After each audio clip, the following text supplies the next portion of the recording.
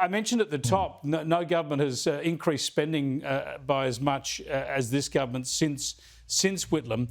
But Whitlam had grand plans. Some of them were disastrous, but some are judged by history to have been very historically good things to do, like recognising China, for instance, and the like. But Albo's done nothing. As you say, all this spending for no good, all of this political pain for no achievement.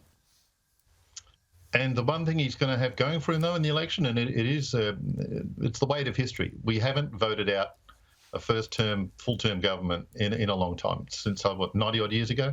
As John Howard always used to point out, they even re-elected Whitlam. That's how forgiving Australian publics are. They'll give a dud government another go. If that has changed, and we've seen a lot of changes lately in the way politics is structured here with, our revolving door prime ministerial policy. If that has changed, Albo's going to be the first to know, isn't he?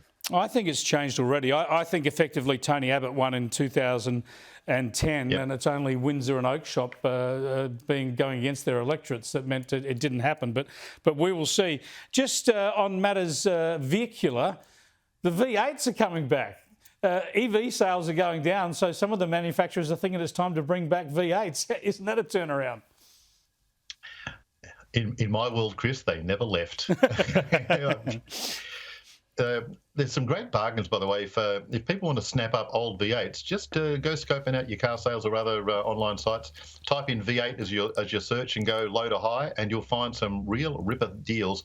The great thing about V8s, they last a long time. You don't have to recharge them with batteries that kill long-term EV use as well. So some of the EV users are so embarrassed about the EVs these days that they're labelling. There's a Cybertrucks with Toyota badge across the back, and Teslas dressed up as Mazdas. I think we've got some pictures of them here. So I don't know what it says about your car choice when you have to hide it.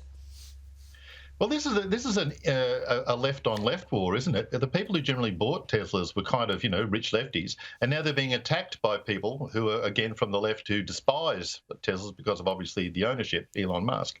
But this is reminiscent of what a lot of wealthy Europeans did in the 70s. They would take the badges off their fancy BMWs and Mercedes-Benz so they wouldn't become the targets of kidnapping. So, we don't want to see things go quite that far. In fact, any kind of vandalism or car attacks are regrettable. And as usual, lefties just go the violent way straight away, don't they?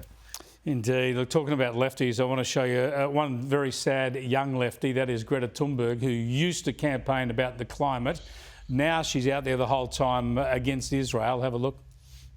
We are here to demand that Maersk must stop all the transportation of weapons and weapon components to Israel. They must terminate all contracts and investment that support the genocide and occupation of Palestine. And Denmark must implement a full military embargo on Israel.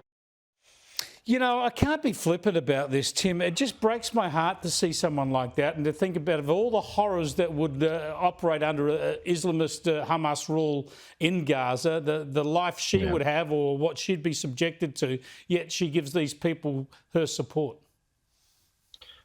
You're exactly right. Following the murders of infants, the brutal murder of 3-year-old and 1-year-old children that we've become aware of in the last few days, a lot of people, myself included, have moved on from supporting, at least in passing, we've generally indicated we like the idea of a two-state solution.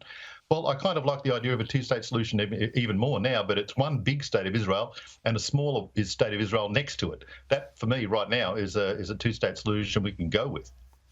Yeah, just frightening, isn't it, that young people like that can be so deliberately ignorant. Thanks for joining us, Tim. We'll catch up with you later in the week.